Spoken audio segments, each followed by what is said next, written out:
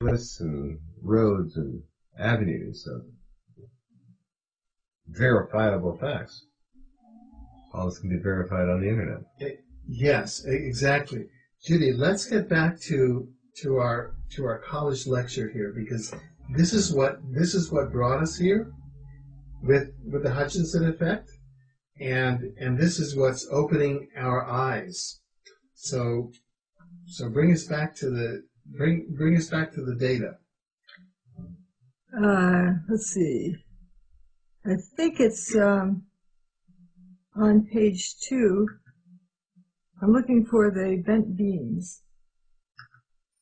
The page 2 begins with the weird fires. And we see still pictures. If you look at the menus at the top or the bottom of the page, you can go between the various pages. So JJ2. And we have still pictures of the fire dancing up and down the boat. And we have pictures of the fires dancing up and down a car. Figures 78, 79, 80. What's interesting is all 4 of those pictures were taken within 1 minute. These are frames from a video. This is figure what? I'm sorry? 78, 79, 80. 78, 79, 80. Okay. They're right below the still shots of the boat video. Mm-hmm. And we see a car in a parking lot with fire dancing around it, across it, behind it. So I don't see any smoke coming from that fire. And the fire is moving quickly, just like with the boat. But what is interesting about this is these pictures were taken. Well, was 9:46. That was 15 minutes before Tower 2 went poof. It was after Tower 2 got its hole in it. So how did the airplane-shaped hole appearing in Tower 2 cause these cars to have this weird fire? These cars were basically at the base of, a block over from the base of Tower 2, along Liberty Street, near the Liberty West intersection. Pretty strange. And figures 73, 74, 75 are from a news video where we see this spontaneous combustion right down the street, just suddenly something poofing into fire. And figures below that, like 81, 82, we have firefighters walking through this fire, weird fire. The guy's not afraid to get his pants on fire. Is that fire hot?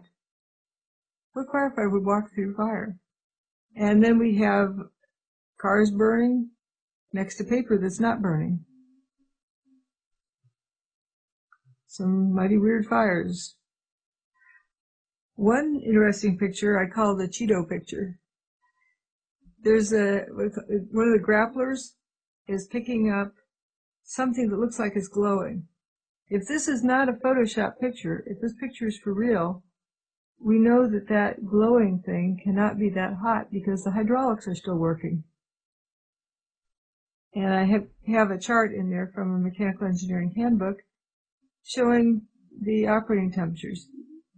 For one thing, you'd have thermal expansion mismatch of the part that's sliding inside the other part, and they would seize up. You'd have a breaking of the seals of the hydraulics.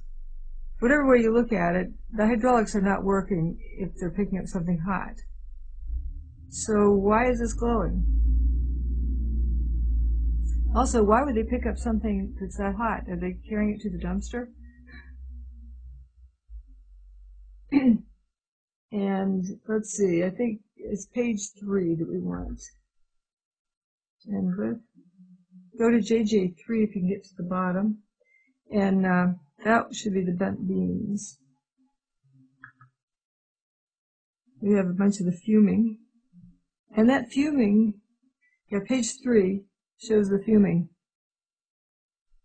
that existed from the very beginning and is still continuing.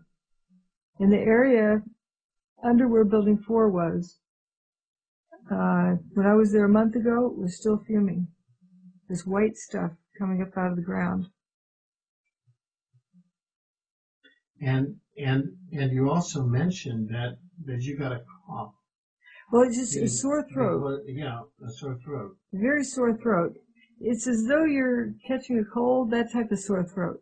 Yeah, yeah. So being in the proximity of Ground Zero at the World Trade Center now, you immediately get a sore throat. Yeah. So there's some sort of chemical process or molecular process that's still occurring there.